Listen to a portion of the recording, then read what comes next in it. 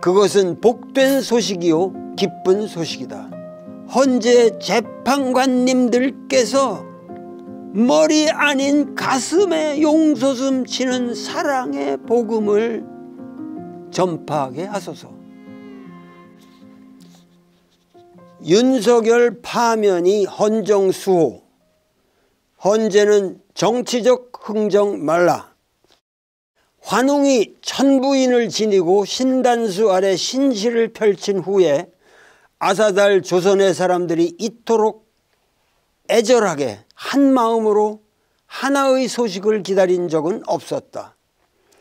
그 하나는 무엇인가? 좌든 우든 고든 하든 국민 모두가 예외 없이 기다린 그 하나의 소식은 무엇인가? 그것은 복음이다. 그것은 복된 소식이요 기쁜 소식이다. 그것이 바로 윤석열의 파면이다. 윤석열의 파면, 즉 윤석열의 탄핵 소추안 인용은 윤석열 개인의 차원으로 종료되는 심판이다. 대통령은 그 선임 제도가 살아있는 한 계속 그 위가 이어질 수 있다. 신속히 처리되면 국가의 안위가 흔들리지 않는다. 인용은 윤석열 개인에게 책임을 묻고 그 업보를 역사의 교훈으로 남기자는 것이다. 그러나 윤석열 탄핵 소추안의 기각이나 각하는 국가의 정도를 무너뜨리고 대규모 항쟁의 혼돈 속에 민생을 파멸시키는 재앙을 초래한다.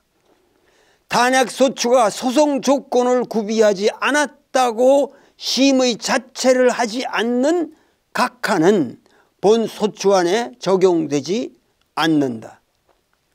헌재 재판관과 함께 국민 모두가 이미 치열한 심의를 거쳤기 때문이다. 그런데 심의 후에 기각을 내린다면 그것은 국민 모두의 상식에 위배된다. 윤석열의 위헌 행동, 아니 헌법의 존립 자체를 거부하는 비상식적 언행은 국민 모두에게 각인된 것이다. 혹자는 나의 논의가 우파들의 주장을 일방적으로 묵살하고 있다고 말할 것이다. 우파들의 목소리가 건강한 상식 대중의 목소리에 못지않게 크다고 말할 것이다. 우선 윤석열의 파면 문제는 좌우라는 이념의 굴레 속에서 찬반이나 시비를 논할 문제가 아니다. 이것은 국가 흥망의 문제이며 헌정 질서 자체의 존립의 문제이다. 아무리 우파라 할지라도 윤석열이라는 품이 없는 막가파식의 초라한 개체를 대통령으로 모시고 살고 싶어 하지는 않는다. 그런데 우파의 목소리가 큰 것처럼 착각하는 이유는 첫째, 헌재가 심의 기간을 비상식적으로 늘려 우파를 격동시켰기 때문이요. 둘째, 몰지각한 여당이 그러한 난동을 조직적으로 동조했기 때문이요. 셋째, 윤석열 측근의 모사가 맹목적이고 종말론적인 종교단체들을 선동했기 때문이다.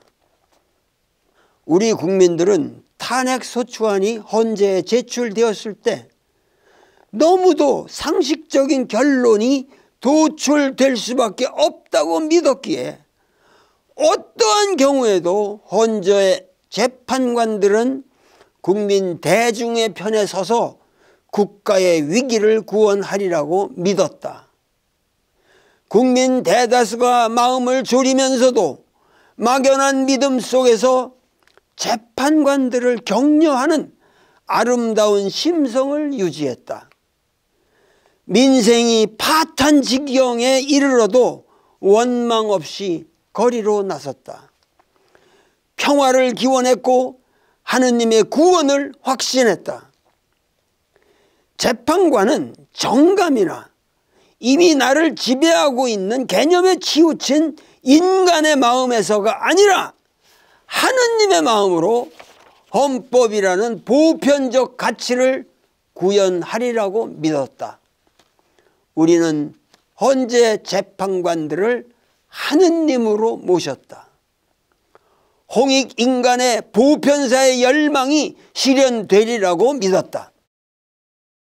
그런데 들려오는 말에 의하면 헌재 재판관들이 매우 단순한 이유, 그들에게 밀어닥치는 정념이나 이념에 의거한 정치 편향성 때문에 건강한 콘센서스에 도달하지 못하고 있다는 현실이 확정적인 사실인 것처럼 유포되고 있는 것이다. 국민들이 폭탄처럼 날아드는 화마 속에 몸을 던지며 불을 끄고 있을 때도 헌재 재판관님들은 하찮은 정치적 박해인 속에서 주판을 놀리는 한심한 형태에 빠져 있었다는 소문이 들리는 것이다.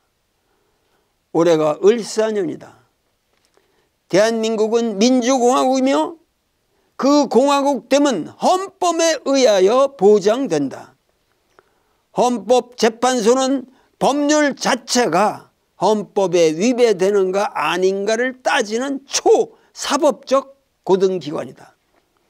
그곳의 판사는 헌법의 조문을 넘어서서 헌법 그 자체를 해석하는 비상한 권력의 소유자들이다. 그런데 이 사람들이 인과 의를 해치는 잔적의 짓을 하고 있다니, 이 잔적이란 말은 맹자에게서 온 겁니다. 이들이 을사잔적이 되고 싶어 안달하고 있다니. 사실은 제가 이거 을사잔적을 을사팔적으로 했었는데 한겨레 측에서 재판관님들 가운데도 컨센서스에 도달하기 위해서 진지하게 노력하는 분들이 많은데 이거를 전부 을사팔적이라 규정하면은 그것은 부당합니다. 그래서 참 제가 훌륭하신 견해다. 그래서 맹자의 앞에 구절이 있었기 때문에 그걸 인용해서 을사잔적이라는 표현을 쓴 겁니다. 이들이 을사잔적이 되고 싶어 안달하고 있다니. 두 환갑 전 을사년에는 우리나라가 사라진다는 것조차 국민 대다수가 몰랐다. 그러나 지금은 상황이 전혀 다르다. 일본과 같은 외환이 나라를 집어삼키는 것이 아니라 을사잔적의 내우가 자신의 나라를 때려 부수는 것이다. 내부의 지배 권력이 인욕에 사로잡혀 천리를 망각하는 것이다. 이러한 상황에서 우리는 어떻게 해야 하는가? 건전한 상식을 수호하는 우리 보통 사람들은 이러한 말을 하기를 꺼려한다. 그러나 우리의 싸움이 윤석열 내란 세력과의 투쟁, 그리고 그들의 오판을 불러일으키는 을씨년스러운 봄바람과의 투쟁이라고 한다면 그 대답은 하나밖에 없다. 항쟁이다. 항거다. 뒤엎는 것이다. 나가자. 우리 모두 4월의 황무지를 헤매야 한다. T.S. 엘리어트는 4월은 잔인한 달이라 했다. 죽은 땅에서 라이락을 키워내고 기억과 욕망을 뒤섞고 잠든 뿌리를 봄비로 깨운다고 했다. 우리 모두 잔인해져야 한다. 여기에서 우리 모두 잔인해져야 한다는 말에 대해서도 논란이 좀 있었습니다만 이것은 T.S. 엘리어트의 시어의 맥락에서 얘기된 것이고, 그렇고 결국 이 봄의 특별한 이 겨울의 추위부터의 추위를 뚫고 나오는 새싹, 이 생명이라는 것 자체가 사실은 잔인하게 그 생명력을 과시해야만 생명이 될 수 있다는 의미. 그러기 때문에 우리는 잔인하게 생명을 꽃피워야 한다는 의미로 쓴 것입니다. 나는 기도한다. 눈물을 흘린다. 하늘이시여 이 민족을, 이 나라를 구원하소서. 헌재 재판관님들께서 머리 아닌 가슴에 용솟음 치는 사랑의 복음을 전파하게 하소서. 복음이여 울려 퍼져라.